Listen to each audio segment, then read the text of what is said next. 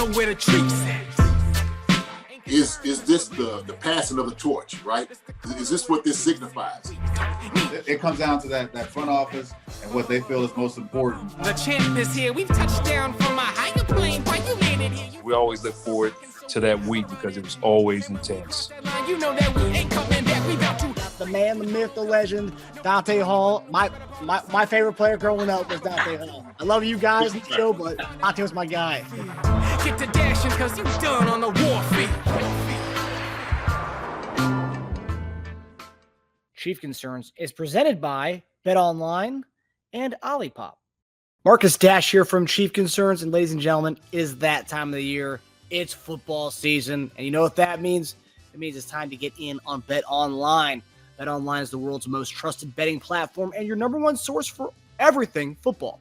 BetOnline has every stat, every matchup, and even live odds and spreads to bet on during the games. Think you know your stuff? Get in on our $200,000 mega contest and pick 5 games against the spread every week for your chance at weekly prizes and a share of $200,000. When the game's over, head on over to our online casino and get in on a game of blackjack or poker or unwind with one of our 150 slot games. Head to the website today and get in on the action. Bet online. The game starts here. Come on, baby. Go. Yes. That's a first down. This football season, I'll be putting down normal sodas like Coca-Cola for Olipop.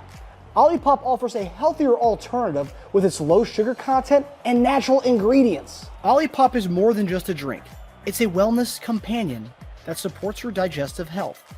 Packed with prebiotics, this fizzy elixir helps promote good bacteria in your gut, leading to improved digestion and overall well-being. So go ahead, click the link in the description and use promo code SODALOVE and get your can of Olipop so you can enjoy the game guilt-free. Go Chiefs. Use the promo code SODALOVE for 15% off now.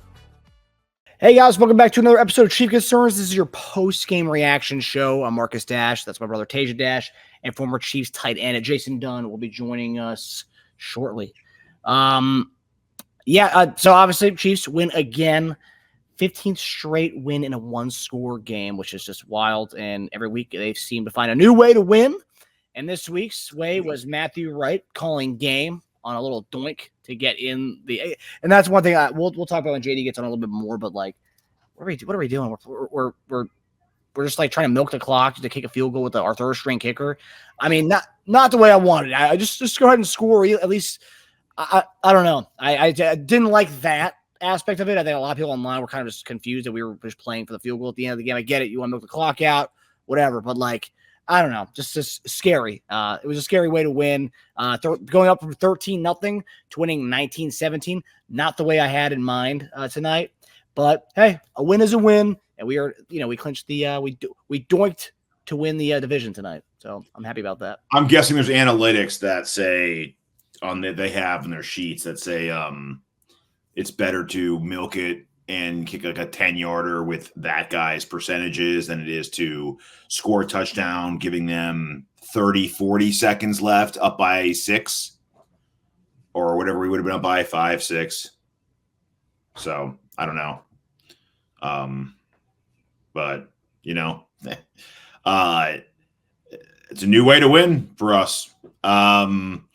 Hitting a bank shot. And I'll tell you, we were lucky that it was on the right hash, because if it was in that same exact kick, it hit the bar at the same place or from the same angle of the middle hash or left hash, that would have hit like directly and bounced off. But since it hit that angle, it kind of bounced in like that, we're incredibly lucky. I said this on the Wednesday show that we had that we're battle tested for playoff-like conditions, just like this. And Jones touched on it in his postgame that the closest thing to playoff atmosphere is a one-score game late in the fourth quarter, and something just clicks for us. Something just clicks, and we're really locked in. And we continue our bingo card season. I guess that's what I'm calling it now, because we're winning and crossing out everything. I have to ask at this point, which is crazy. I was starting to think about it. What are we missing? I'd say a return TD for the win and a defensive turnover TD for a touchdown, because we've had a defensive turnover. The Raiders was a turnover for the win. We just haven't had a defensive touchdown for the walk off, right? We haven't had that yet. So those are the only ones in my mind. If anyone else can think of any, please post them. But we're crossing off a lot of those. It's pretty crazy. Yeah, I'm seeing Ahmed Brown here. So I don't like leaving things to chance. Go for the touchdown. If you don't get it, then go for the field goal. 100%. I 100% agree with that. Go for it in a way that they have to score a touchdown to win the game. If they were to get the ball back with like 20 seconds, they have to score a touchdown. No field goal. But yeah, very it is interesting. Looking kind of to your note, that the closest of all these wins. So obviously 15 straight win in one score game, but 4 of our wins this year have come where we've scored within the teens. It's like we had 19-17 this week. I believe last week was also 19-17 against the Raiders. We had a 16-14 game against the Broncos. I mean, all these games were in the teens. And I believe the first time we played the Chargers was 17-10. So that's 4 games of scoring within the teens. It's crazy, man. Yeah. I'm trying to look at it. Did you compare it to last year at all? I did not look at that to last year. So 13-12, that's 1.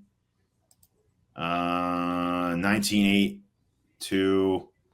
17-9, 3. Yeah, most of them. We lost a couple of games where we only scored the teens. I guess our defense got a little better this year and held those same teams to 1 touchdown less this year. But yeah. Well, yeah, we scored a lot of teens last year. Interesting. Or under 20. I'll just say under 20.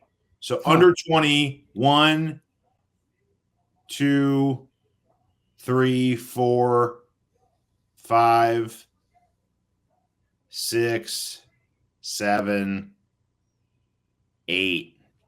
8 under 20 last year. Yikes. Man. Yeah. I mean, this year winning these games, again, a win is a win. I'm happy about the win. We're happy about the win. Clinching the division. On a day where Buffalo blows it to Los Angeles, we get another buffer win today. Huge. Against Los Angeles. Yeah, two big. Yeah, LA could have actually come out and dominated the AFC West today. Where those two teams, or the AFC, top of the AFC. Obviously, playoff picture. Seeing Rain 1 comments here. A win is a win, but I'm definitely concerned. B Dunk 23. Nagy's part of the problem. Again, B Dunk. I think the problem there's a myriad of issues. I'm looking at the offensive line. Obviously, we've had issues with the O line. I'm looking at Mahomes is. Because he's taking such a whooping from the offensive line, he's bailing on clean pockets, maybe a little too early, holding on to the ball a little bit too long. And on top of that, our receivers aren't getting separation. So there's a lot of problems going on there. It's just, it's a hodgepodge of things. You never point to one person. But when we talk to JD about this stuff, with Nagy being part of the problem, it's Andy Reid's playbook.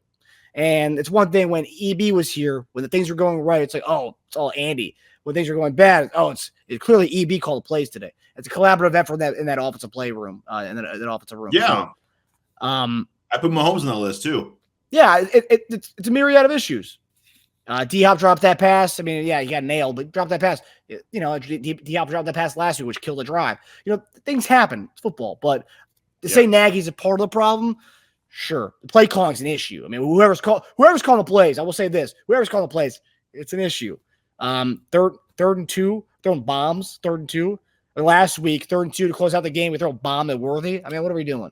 There's certain things like that where it's like we go away from the run game as a whole. It's like, again, is that Nagy wasn't a part of the Andy Reid team in Philadelphia, and that was always an issue. They would ban on the run game. So,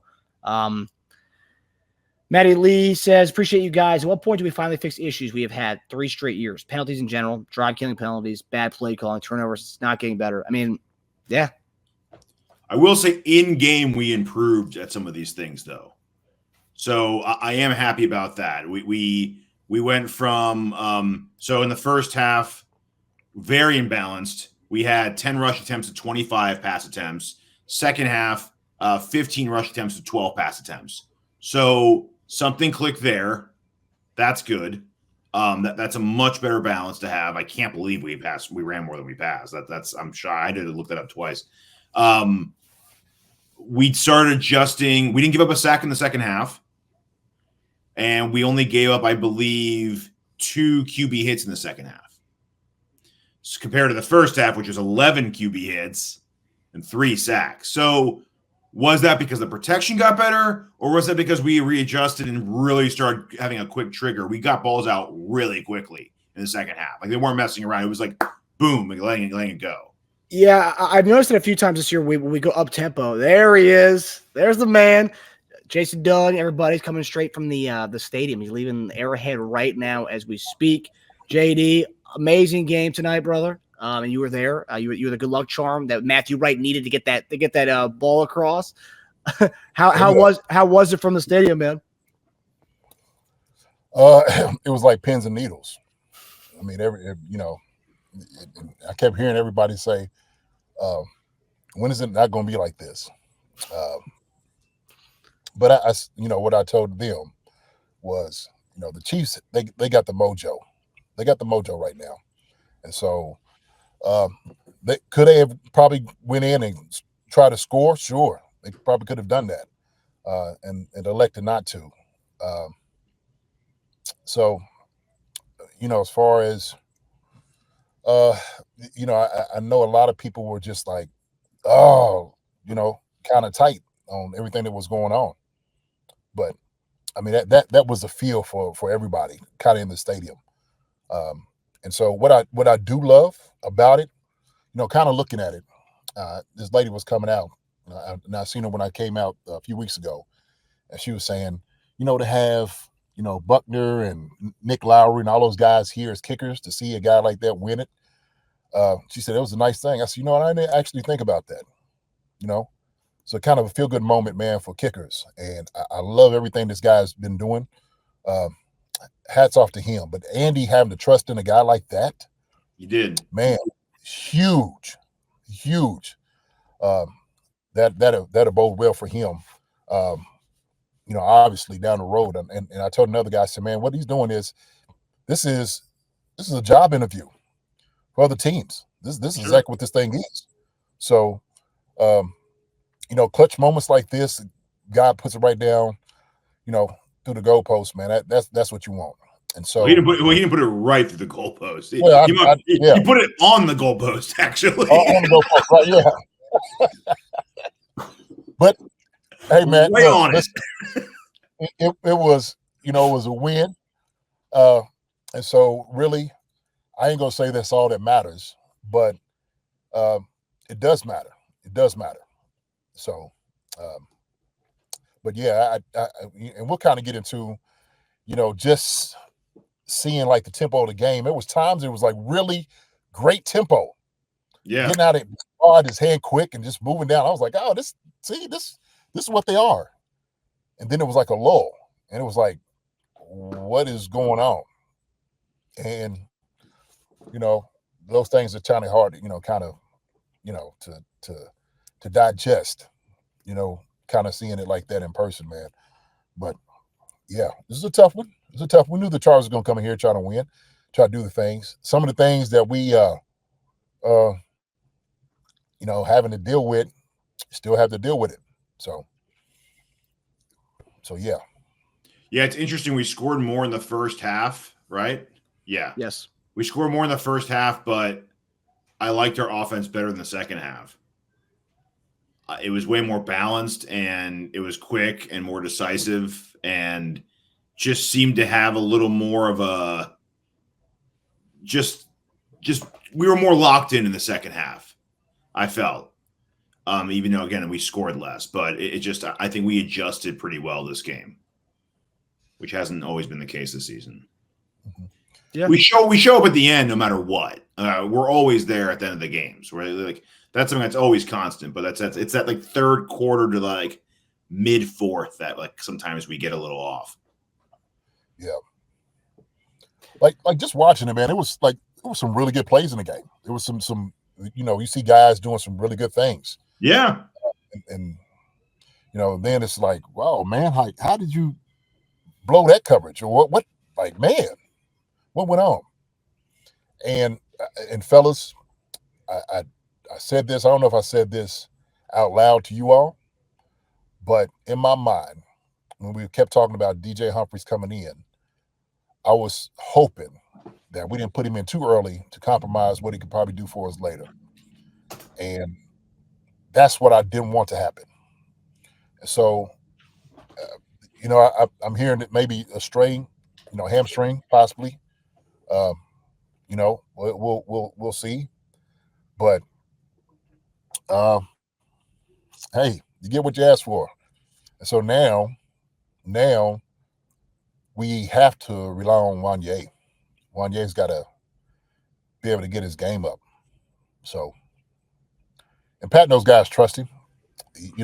They trust him.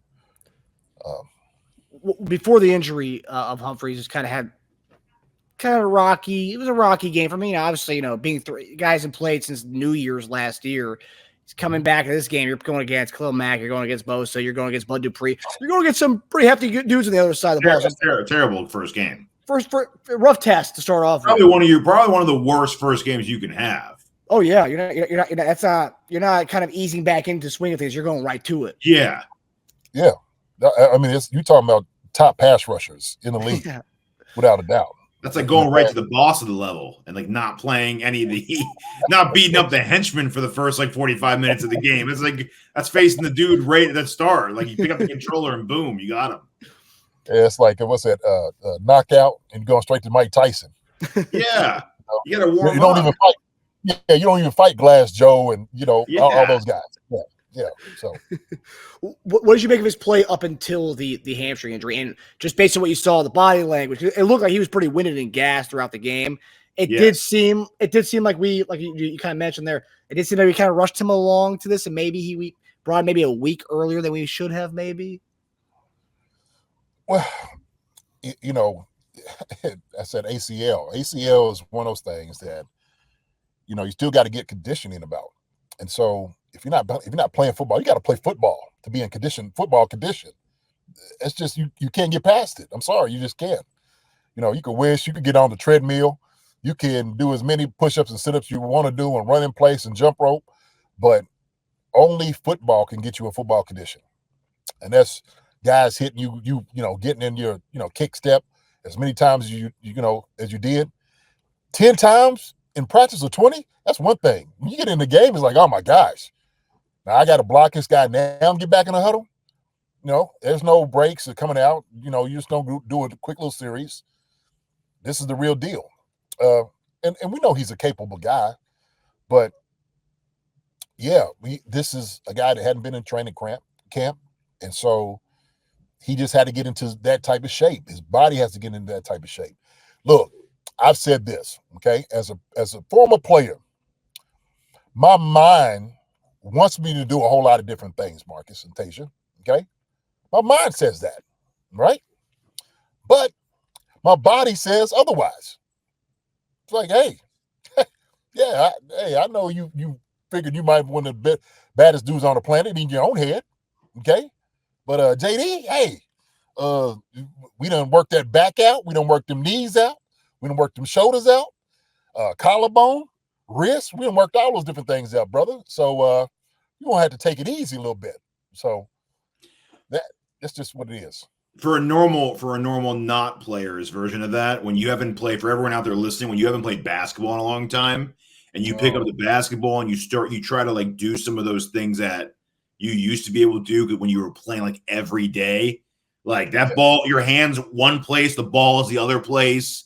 You go to pull it in and the ball's just not there. It's all, you're all over the place. It's just something as small and simple as that. Imagine being away from football for all that time and then doing that, man. I mean, there was one play where he got thrown back. And it was like, man, and I saw him soon after that, and he was huffing and puffing. He was sucking wind, dude. I actually thought when he first got injured, he was just getting a break. He was like, oh, my back, my knee, my neck, and my back. I thought he was doing one of those. Let me just lay down here for a second, okay? Yeah, I really thought he was just trying to get a breather. Yeah. But it sucks. That's more than that. Yeah. So, when a guy's clearly, and I'm seeing people in the chat here, just talk about not running the ball, the lack of the because second half we talked about there was a little bit more balance. First half, when you see clearly that DJ's, I mean, he's not. We brought him back maybe a little too early, and we're dropping back 20-something times in the first half of the game. I'm like, what are you doing? You're not helping an O-line that's hurting by not running the ball. Second half, they did a little bit more, a better job of being balanced with it. But like, why, JD? Why aren't we? I mean, it's just simply why aren't we running the ball? I mean, what is it? Oh man, I mean, I wish I knew. I mean, I guess it's just that's our MO. We that's what we do. We pass the ball down the field. We got very talented receivers. Okay, that's another thing. And so you're trying to get the timing down. You're trying to make it look like you want it to look. The finished product, you keep working on those things, right? Because it's going to take that. It's going to take it in the playoffs, throw the football down the field. You got to push it down the field. But when you got Hunt, Pacheco, those guys, come on. Like, give them what they want, man. Give them what they want. It'll make it easier on a guy like DJ Humphries. He would thank you for it. Any lineman would thank you for it. Like, oh, thank you. Oh, you run the power? Cool. Counter? Yes. Zone? Absolutely. I'm here for it all. And so I guess in the grand scheme of things, you're getting guys ready. Same thing like conditioning. You get them conditioned for what you probably had to see during the playoffs, okay? And you got to just be ready, and you got to be just prepared. But for the life of me, you know how I feel. Look, run the daggone football. Run the football. So, yeah, I don't know. So, also, like, you got to hold that ball less than that. That is not doing them. One of those sacks that we had in the first half was on Patrick.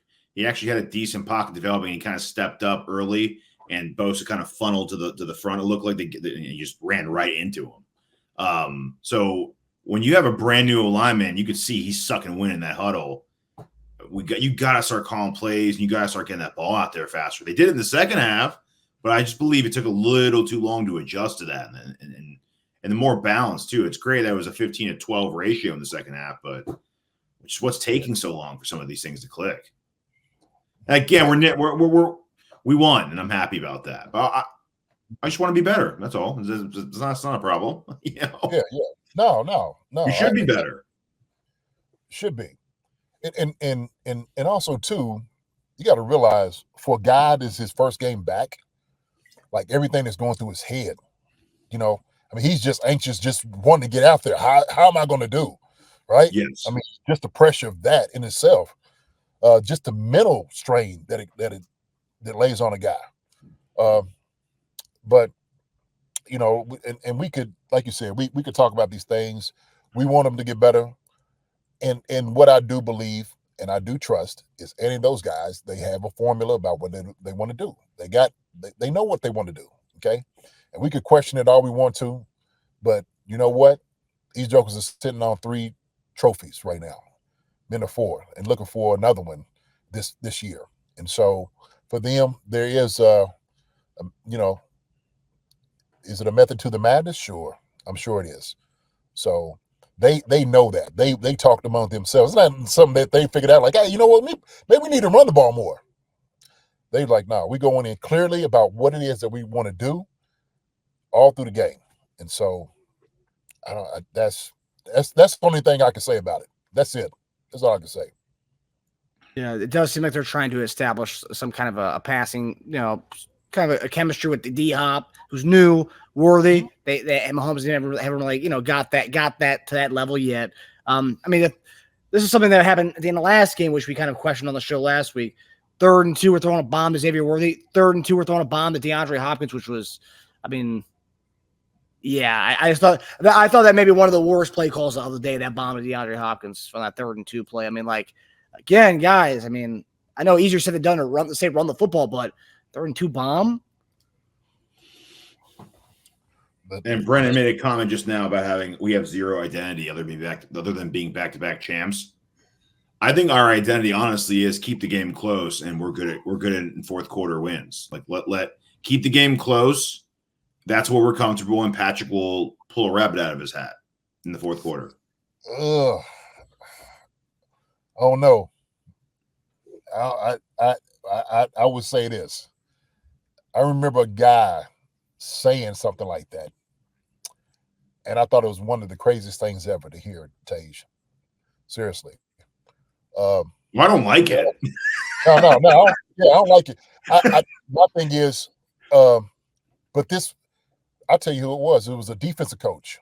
Okay, there was a head coach. It was Herm Edwards. Herm felt that way. He felt whoever had the ball at the end was going to win the game. That's how it went, and that's how he wanted to play. But to me, it was like the crazy part was he came to the offense room and he said, "Y'all guys score too many points and y'all score too fast. And when y'all do that, our defense can't rest and they get burnt out." And I remember looking at Gonzalez. Me and Gonzalez were sitting next to each other. I looked at him like, did I just hear what he said, that we scored too many points? Like, we're all here to do a job, right? This, so, but that was his philosophy. I mean, that's how he felt at a certain point. The team that had the ball at the end should win the game. That's what he wants to do. I kind of find it hard to believe that Andy, conspires to something like that. I just, especially an offensive-minded guy like him. To me, Andy and those guys want to put points up on the board. I think they'd like to. Yeah. Absolutely. But and is it just because things are not clicking, or their tempo is off, or it doesn't look like the way they want it to? And they're like, oh man, let's throw this out. It don't look good. And then you have a good series like, yeah, ball at your hand fast, looks great. Getting in and out of the huddle, getting up, throw the ball to the refs, let's go again. And then all of a sudden it's like, what do we do? So, but it's been a few times this year where we've made in-game adjustments where we do go this high up tempo offense and we look good. We click. I think it was the Tampa Bay game, at the end of that game, where that was that quick, high up tempo offense, and then we see it in Spurs. We see it today for a little bit, and they go back to the lulls, and it's like, why can't we just keep that up all game? It just seems we kind of go away from that, and it's like, it also stems from having a little bit of a balance too. I will say one thing I did like today, just because it was the first game where Pacheco was back fully, right? Last week was his first game back, but you can see he's more acclimated, he's more ready to go. I did like this. Something I wanted us to do was the way Detroit goes: one drive Demont, one drive Gibbs, one drive Demont, one drive Gibbs. It seems like that's what they were doing today, and obviously spelling in a little Samaje Perine, who looked phenomenal today. But I did like the one drive Hunt, one drive Pacheco, one drive Pacheco, one drive Hunt, and obviously Perine was our third down back on for either one of those guys on either drives. I like that rotation. I like a little more if we run the ball with those guys. If you're running it, yeah, sure. Mm-hmm. Well, even Collinsworth talked as if we didn't have Pacheco. I was like, well, we have Pacheco. He was like, this is what it seems they're missing this without Pacheco. It's like, well, he's back. We're still not doing it. So do it more, right? I mean, and Humphries is one thing, but Pacheco looks ready to go. Like, we kept him on that practice window a good amount of time. Like, he's ready, That's someone you guys need to unleash. Yeah. I guess they pretty much telling us patience, Yeah. Padawan, patience, Padawan. Just believe me, we know what we're doing. And so I want to believe that more than anything else. Like, these guys got a game plan as how they want to execute and what they want to do.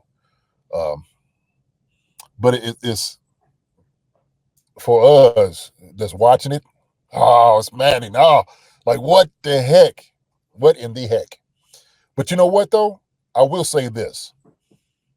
Having that ability to be able to do, like, those spurts where you're in and out the huddle all the time and you got the up-tempo and it looks great, we can do it anytime we want to, it seems like.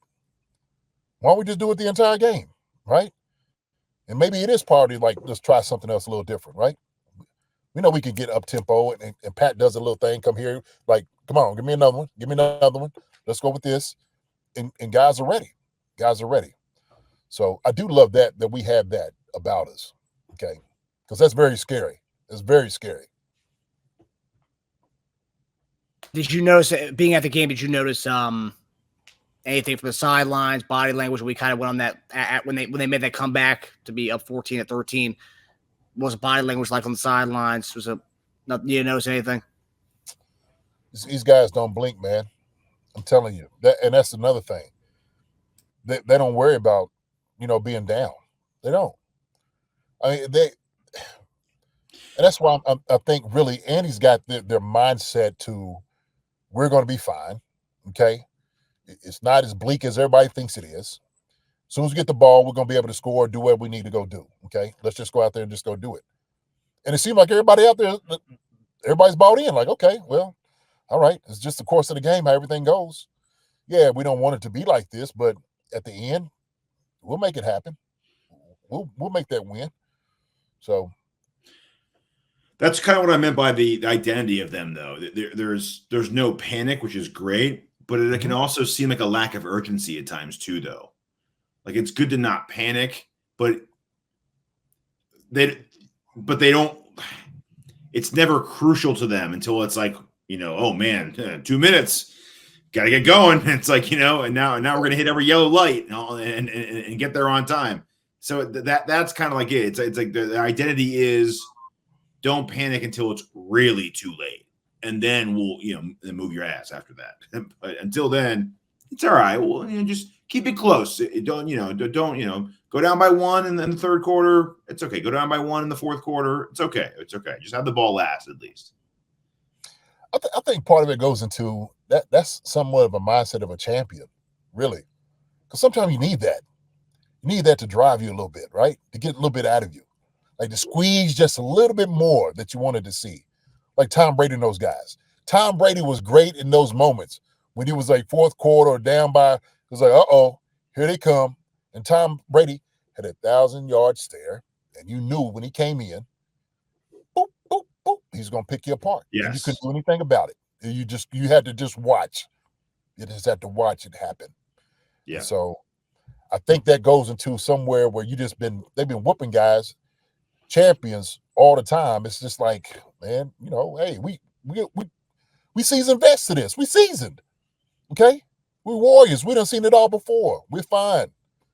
So, and I keep going back to this. I had to go back and watch the playoffs last year and the last few games, and I watched how polished we were. And I'm like, how we were screaming and pulling our hair out the first of the season, the guys dropping balls and stuff like that. You seen these guys work and develop into a championship team. And everybody doubted them. And the only ones that didn't doubt them was themselves. Everybody in that room bought in. They didn't get down on MVS. They didn't get on Tony. They didn't get down on any of those guys. They said, we're going to go out there and we're just going to go play. Okay? And we're just going to go win. And we start seeing MVS catching footballs like, where has this been? What is it? What's and so and he's been awesome down there in New Orleans.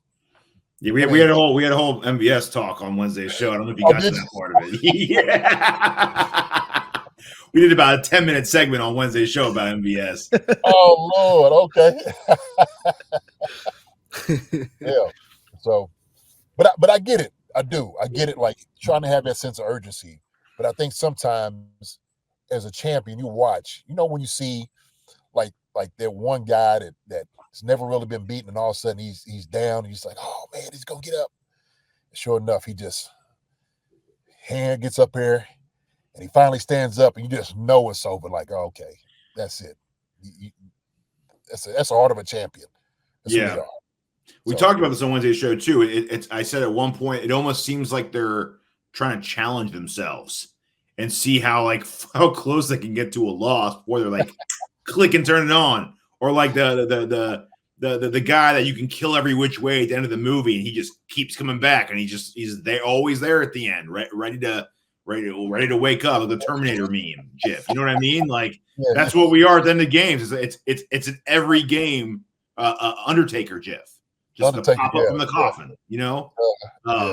I actually tweeted the Undertaker coming out of the coffin when Wanye came into the game. I said, Wanye Moore. Well, he's back. That's a different kind of dead right there, but yeah. Come on, Wanye. Come on in, baby. I was cheering. Come on in, Wanye. Yeah, so were his teammates too. Like, you got this, man. You're good, man. You're all good. I know we benched you. I know we signed someone to replace you, but you got this, right? You're all good.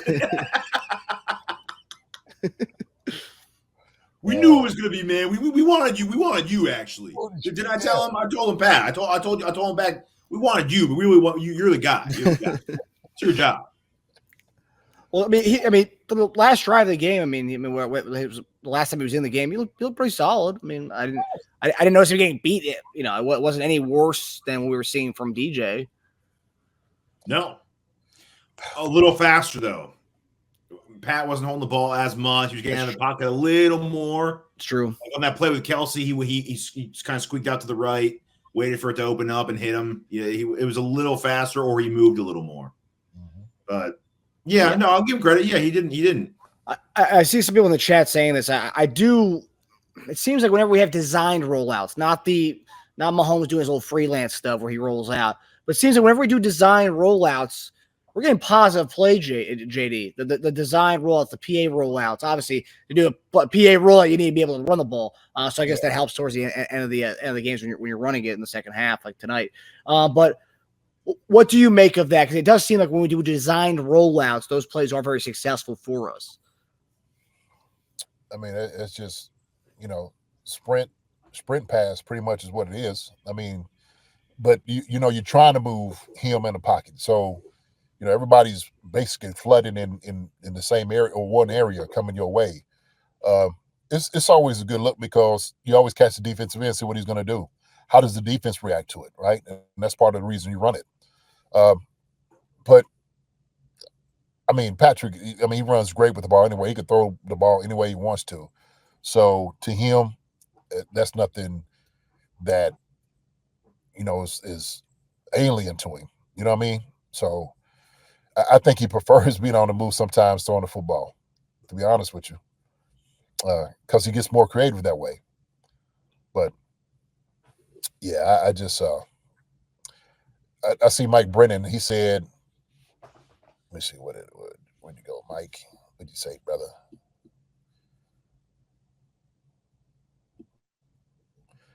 He said, at least last year we all knew the issues, drop balls. This year I got zero clue what's missing. Consistency. That's what it is. I think we're not consistent on the things that we want to do. And the times it look great or looks good, we're just not consistent.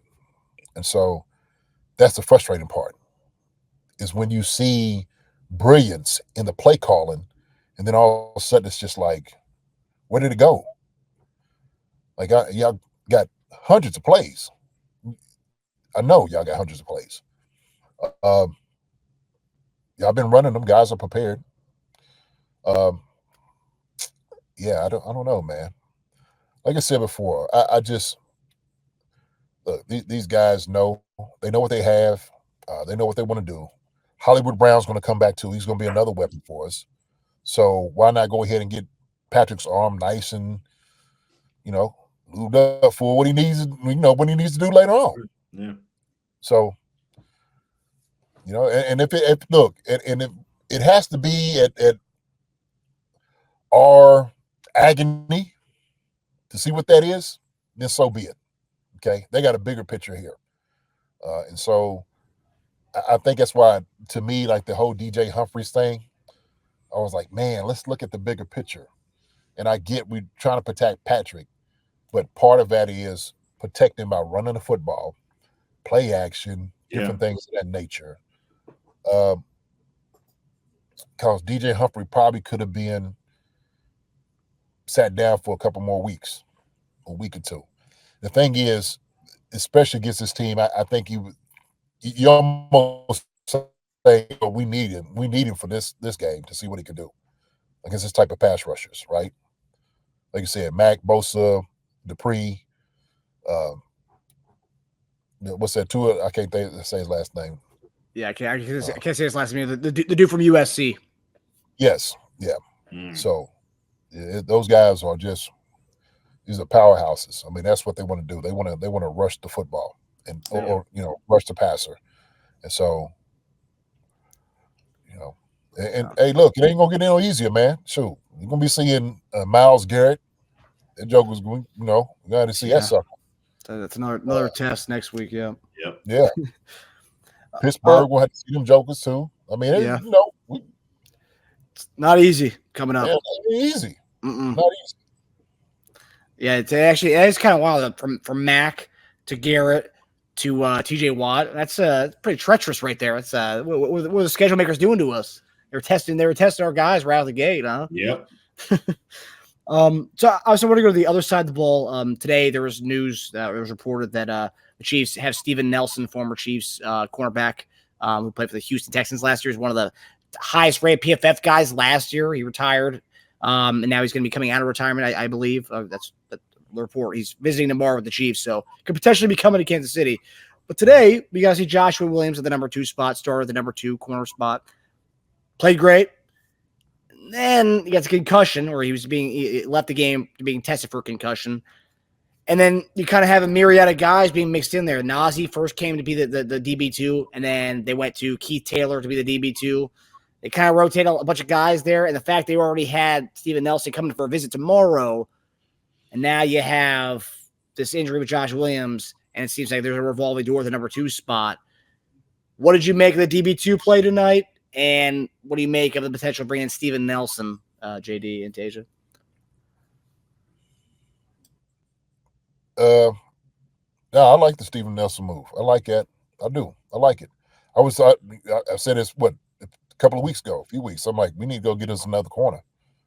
And it seemed like he was right on time with this, if he's going to sign. So, obviously we didn't know the misfortune that Joshua was going to have, but just to bolster our defense, our secondary, I think it was necessary. Because what I do see, I don't see the confidence in the younger guys like we had last year. I don't see that. I know they tried, and they're just like, they're not ready. They're not ready. Having a veteran guy like him in, I see where he graded out PFF. You know how I feel about PFF, but he's a guy that's, has done pretty daggone well. So he's done all right in man coverage. So, hey man, sure, why not? I love it. People might not, because of things that he might have said and didn't say, and man, forget all that. It's water under the bridge, baby. So, hey, come on back home. Water under the bridge, man. It's all forgotten, all right, and forgiven. You can help us? Come on in. Come on, you want to win? We got your own seat. Your own seat's over here. Hey, man, get out of the way. Move out. Come on, Steve. Come on over here. Time heals all. It was, I think we made those comments online. I think it was like 2 to 3 years ago. So I mean, time heals all. Time heals all. Yeah.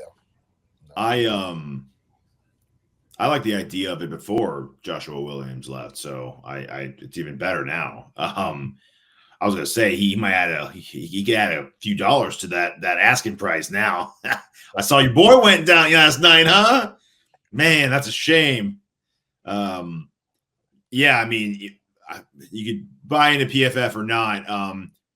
The write-up I saw, allowed in press coverage, allowed a target on just 22 of his 193 snaps, which is pretty good. Did not allow a single touchdown in press coverage last year.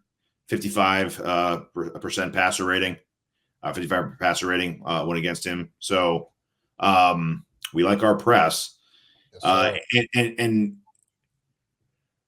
if you look at our game too, Marcus, you and I talked about this earlier. We did a better job against the short passes, which is what they were targeting us on a lot. But yes, they did drop some passes too, the Chargers. But we actually got beat on a few deep ones that Herbert just missed on. But because that game would have been different. That would have been like 7-13 early or 6-7 early if he hit that Josh Palmer one. That was there, man. He got him on that double move so good. He roasted him. And the first half, they didn't have a drive over 7 plays or 5 minutes. In the second half, all 3 of their drives went for scores, at least 57 yards, and 2 of the drives were 13 plays or more. I mean, they went to town in the second half, doing whatever they wanted to do. And even Gus was running like a bus. First one, he was riding like an old beat-up Greyhound that was about to go down and go to the shop.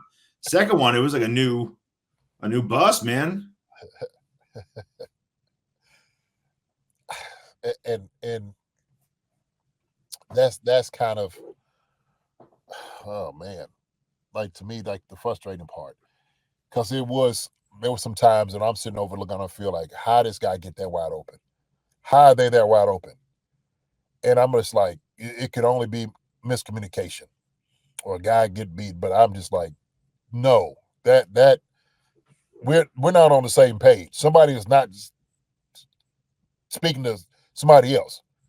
Who got him? Who's got him? Well, it shouldn't be, hey, y'all need to be on the same page with this. Y'all not, man. There was times I sit there and I'm looking like, oh my gosh, like wide open. I couldn't believe it. And I asked our brother Warfield, and I said, War, I said, let me ask you this. I said, why wouldn't they not move Najee to slot, to cover the slot? And he said, you know what, JD, I don't know. He said, I don't know. He said, the only thing I can think of, the same thing was like just the scheme that they have, what they want to do. Whether they don't trust him or not, that's the only reason I can see. I just remember all during training camp when they were sitting there talking about Spags was working Najee and nickel ever since he got here, because that's what they wanted him to be. They wanted him to be that guy. That was more of kind of his specialty, because he's a very fast, athletic guy.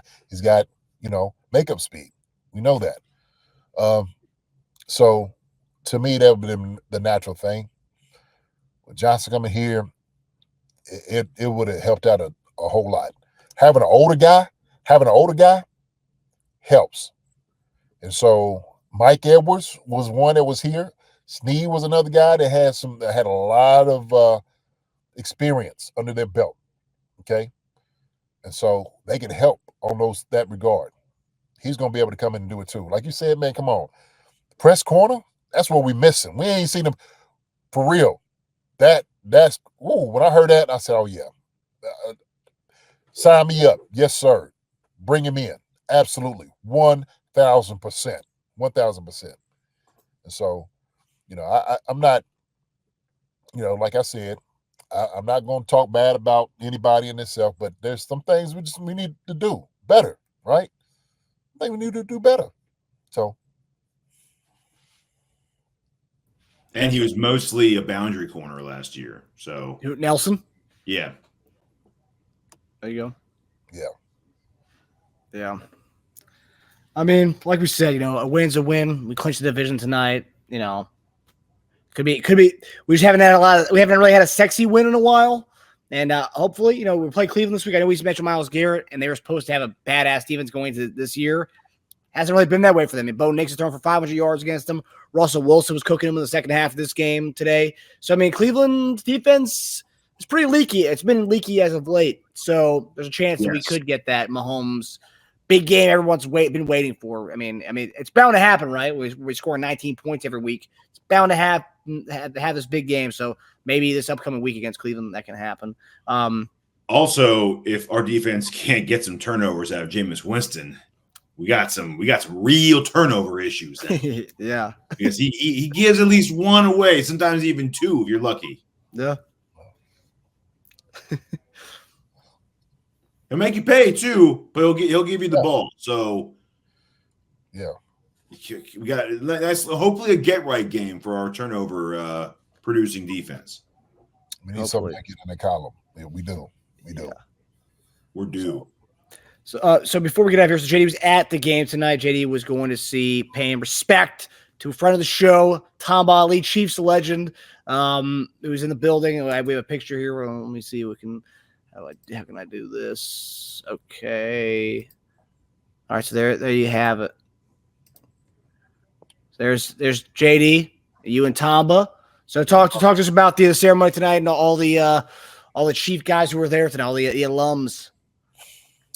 Well, so like when I had gotten here, they had already started, the whole thing with Tamba.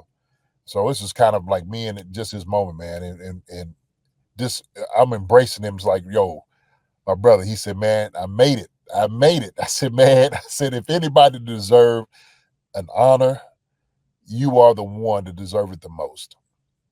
And I said, man, you've just done an incredible job. One of the best to ever do it, my brother. He's like, man, thanks, JD, man. I appreciate it so much. He said, man, I've arrived. I didn't get to. I said, man, look, you've been putting this work in for a long time. But it was just good, man. He was just so elated. And just a smile on his face. Look at him. This is how he was the whole night. I was going to say, yeah, that's a. Oh, yeah.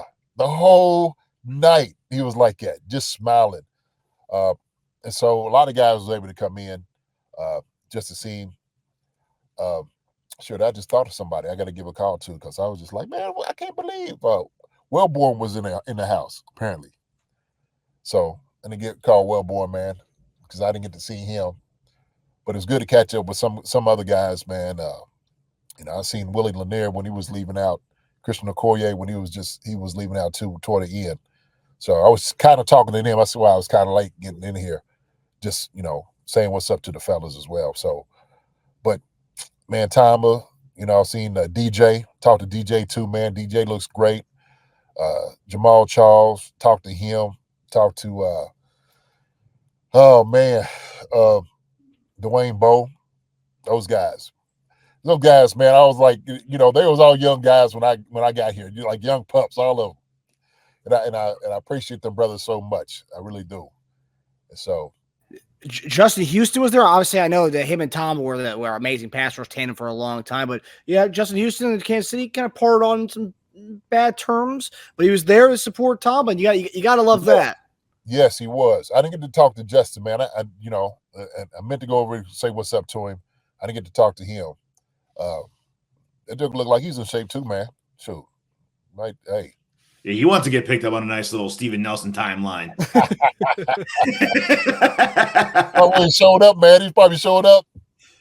I'll just stick around tomorrow and work out with Steven if that's cool with you guys. Yeah, hey, you need a guy? You need one? Shoot. So we could use Tamba with the amount. I mean, the edge rush is not getting home. We could use Tamba. We could use Justin Houston. Bring all those guys back. Man, Tamba's his energy, his drive, man. He's just he's just a menace out there. Just a menace. I just love watching him develop in practice, man. We're just watching him. Play with some good guys, man. Play defensive end. Shoot, Tamba is definitely one up there at the top of them. Him, Jared, those guys, man, play with some really good guys. Yeah, he did. Yeah. The Tamba, man, this was his night, man, for real. This is his night. And just seeing his name in the lights, in the Ring of Honor, it was just, man, so proud of him. So proud of him. It's awesome. Mm-hmm. What was I know Tim Crumry was with us for a while during the Tamba years. Was he there tonight? Was Tim Crumry there? I didn't see Tim. I didn't see Crumb. Like I said, I had gotten there when all things had kind of started. Was already in the mix of it. So guys was already kind of dispersing, going different places and whatnot. Right. And then of course, just talking to a lot of different people and shaking hands and taking some pictures and whatnot. It was a good time. It's always a good time coming back here, seeing people. That's awesome. Mm-hmm. That's awesome. I'm glad you guys go there and support Tamba. And if anyone deserves it, I mean, Tamba Hali deserves it. And yeah, no question. That's all I want to do. I just want to come here, man, put my arms around him. That's it, and celebrate him. That's awesome. So it's great stuff. So, yeah, man. Good man. Good people, like one of the best. Just solid people, man. So it was a great night. Yeah, so, and still leaving his mark with the team with what he's doing with George, and hopefully he can give Felix an extra oomph going into a year 3 next year. Yeah. He's still number 2. He's still number 2 all time sack leader. Tamba is. Yes. Yeah. Although Chris Jones is getting close. Oh, is he? Yeah. How far away is he? You know, is I know you could look it up and see. is 9. I don't know. This should be updated, so 9 away. Wow. Ooh, Oof. Another year or two. Well, I hope next year. But yeah, Give him some help on the edges. Maybe a full season of momentum. Who maybe he can get it. yeah. But all right, guys. Well, that does it for us, guys. So we'll be back on tomorrow night. JD and I will be doing our grade show Monday night on my birthday night. We'll be doing what? Yeah. Well, it's my birthday right now, technically, with 12 o'clock. 12 o'clock on the East Coast. Happy birthday to you. Happy birthday to you. Happy birthday, dear Marcus. You know, we got you for your birthday. We got you a Doink for your birthday. A Doink victory yes. for your birthday. Yeah, I'll take it. I'll take a Doink. I love Doinks, especially when it results. That turns into that is what happens. There you go. So JD and I'll be back on tomorrow night on our YouTube channel, Chief Concerns. We'll be doing a full deep dive and grade show on this game. It's ugly, but beautiful game because we won this bad boy and clinched the division. But yeah, we'll be back on YouTube channel, Chief Concerns. And yeah, so we'll see you guys tomorrow night. You guys, any parting words, guys? No, man, look, it's good football. Good football. And good football is supposed to be hard, okay? Supposed to be hard. I don't expect to see scores like the Bills and the Rams. I don't. I'm sorry. I don't expect to see that. We used to have those. Used to have them. So when I'm sitting there looking at that, I'm like, defense ain't doing their job at all. It's too easy. What is going on?